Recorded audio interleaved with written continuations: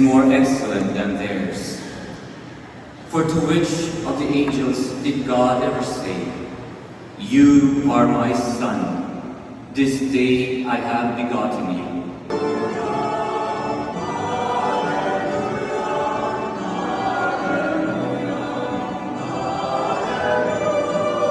And the Word was God. No? Galing kung kanino, sa ninong at dina.